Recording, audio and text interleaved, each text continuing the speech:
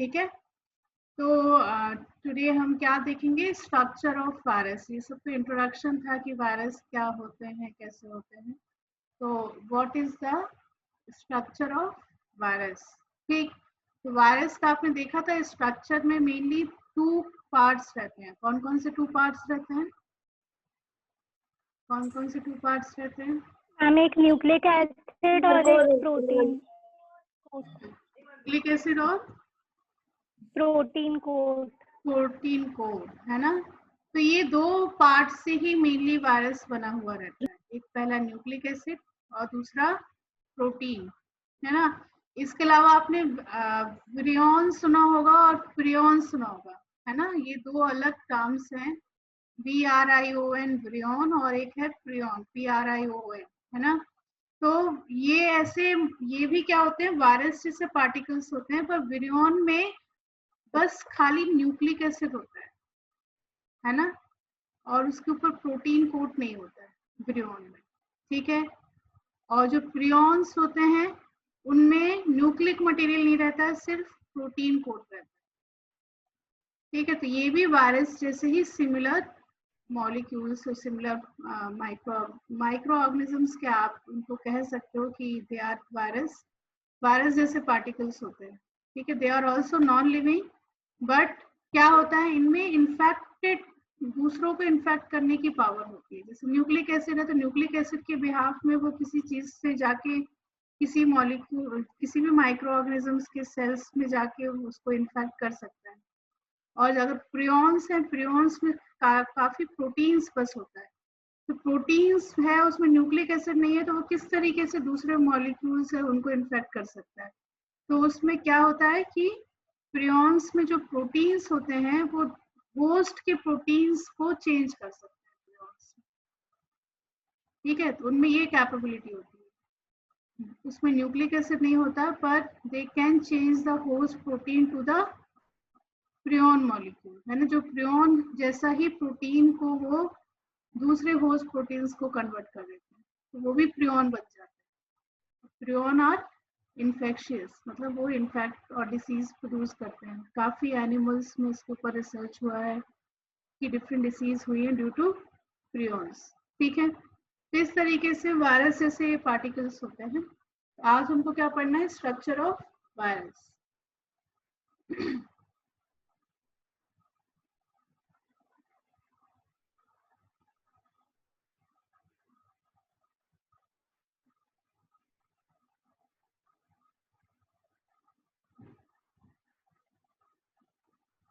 So virus structure, there are 2 main parts in the virus particle, inner core or covering. Covering is made up of capsid or envelopes, and inner core is made up of nucleic acid or various proteins, है ना. So these all things we have discussed in the previous class. कि virus particles are made up of 2 parts. One is inner core and second one is covering, ठीक है. तो ये कुछ examples हैं, like adenovirus. Adenovirus कैसा है, it is a naked virus with a polyhedral capsid and fiber at each corner, है ना. तो these are fibers, this is capsid, है ना. Capsid is the protein covering और this is nucleic material, DNA is there. So this is the structure of adenovirus.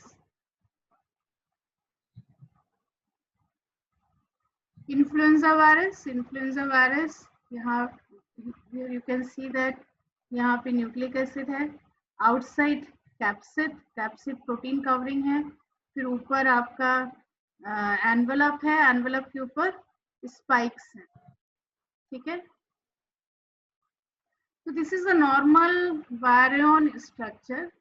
यहाँ पे आपका nucleic material है, यहाँ बीच बीच में एंजाइम्स हैं, यहाँ पे आपका कैप्सिड मॉलिक्यूल है, फिर ये एनवेलप्स है, एनवेलप्स के ऊपर ये आपका स्पाइक्स हैं.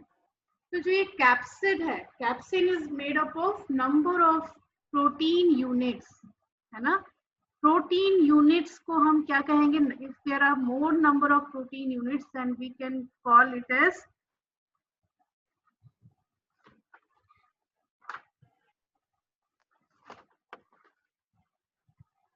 capsomere.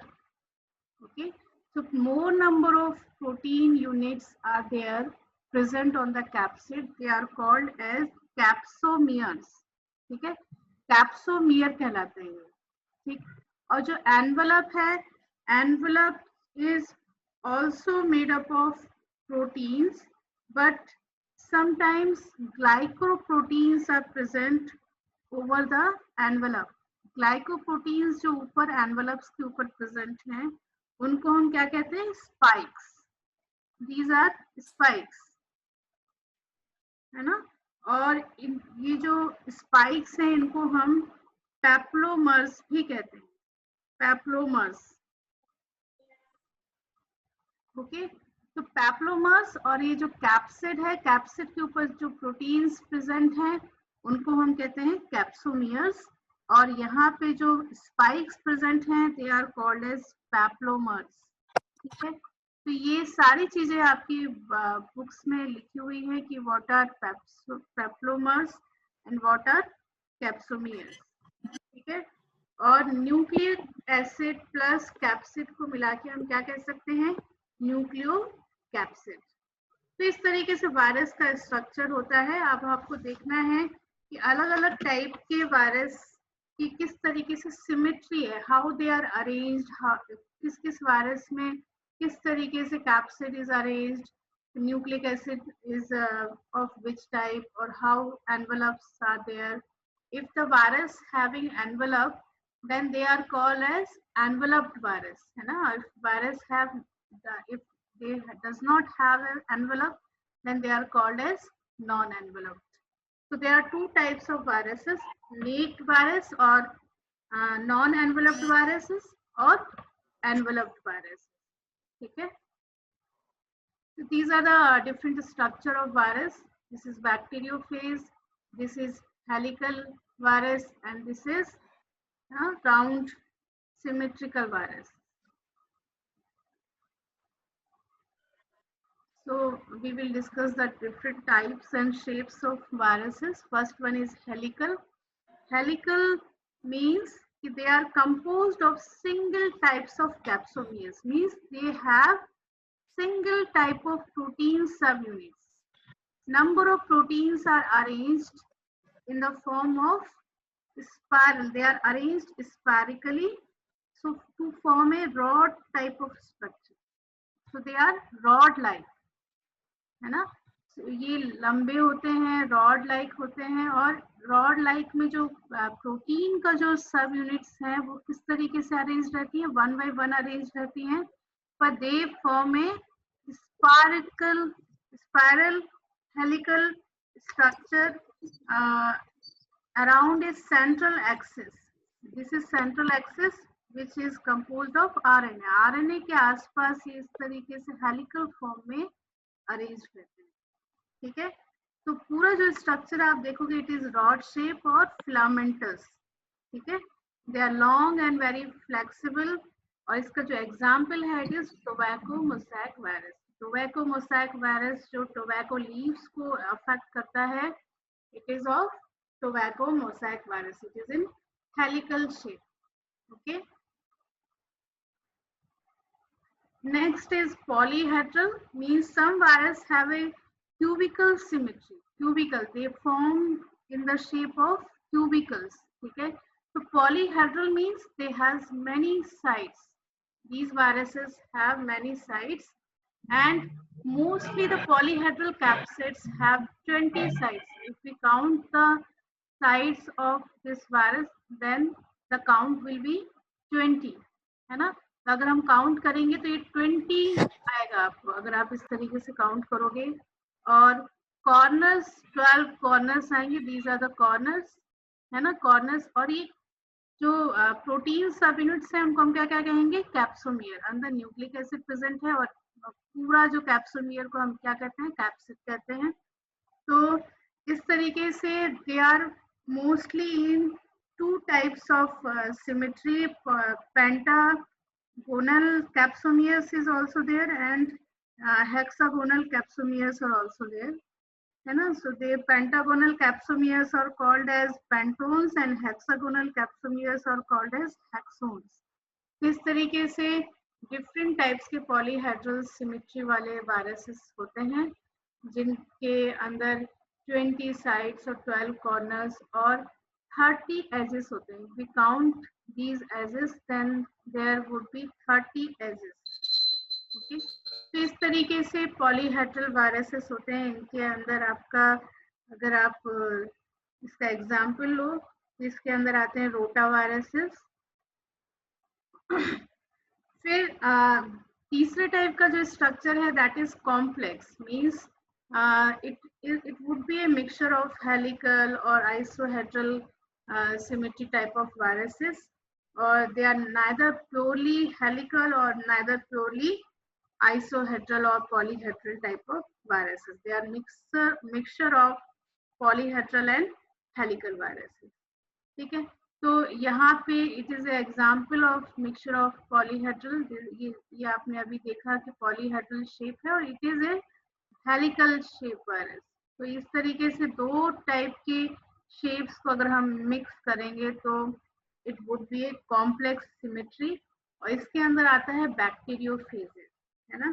बैक्टीरियोफेजेस और पॉक्स वायरसेस, ये सारी चीजें, सारे वायरसेस कहाँ आते हैं? कॉम्प्लेक्स सिमेट्री के अंदर आते हैं. ठीक है, यहाँ पे जो पॉलीहेड्रल कैप्सिड है it is attached to a helical tell.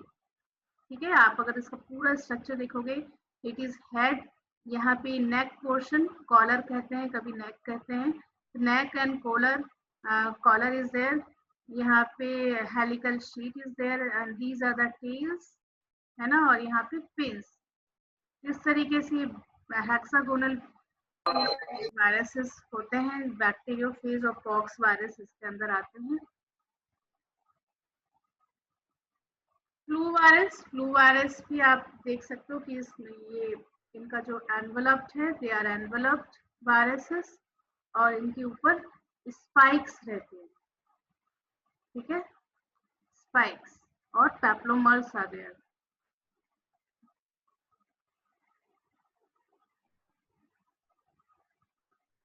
This is bacteriophage, T4 bacteriophage. HIV virus, HIV virus का स्ट्रक्चर जो अगर आप देखोगे तो it is look like this. इसमें आप देखोगे कि इनके ऊपर जो पैप्लोमर्स हैं और स्पाइक्स हैं, उनको नॉमेनक्लेट कैसे किया? जी ग्लाइकोप्रोटीन 120, है ना. Glycoproteins, they are made up of glycoproteins. तो ग्लाइकोप्रोटीन 120 इनको नाम दिया गया है. और ये ग्लाइकोप्रोटीन 120 के आप अगर ये कभी आपके सेल के आसपास आता है तो किस तरीके से इम्पैक्ट करता है? इसके रिसेप्टर्स सेल के आउटर सरफेस में होते हैं जो इसको रिकॉग्नाइज करते हैं. आप यहाँ देखोगे तो यहाँ पे ये ग्लाइकोप्रोटीन 120 जो स्पाइक्स के थ्रू यहाँ पे अपना आरएनए इसके सेल के अंदर इंसर्ट हो रहा है. इसका इंसर्ट होने के बाद ये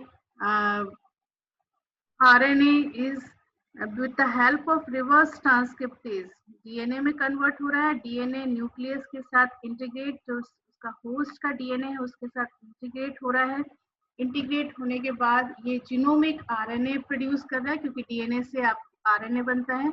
एंड RNA बनने के बाद ये नंबर ऑफ प्रोटीन्स, यही GP120 proteins he number of proteins form कर रहा है.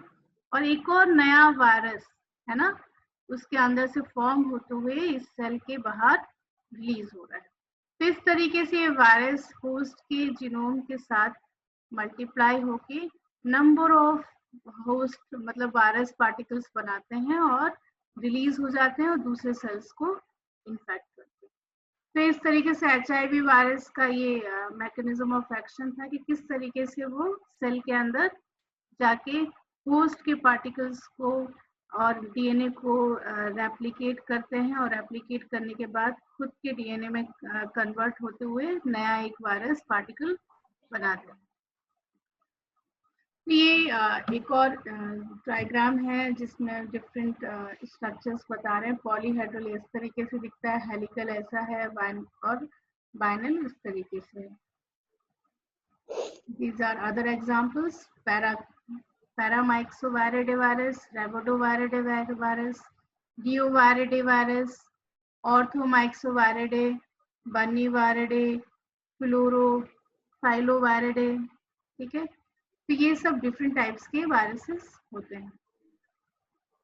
बैक्टीरियोफेज इस तरीके से दिखता है, हेड पोर्शन रहता है, टेल पोर्शन रहता है, टेल फाइबर्स रहते हैं।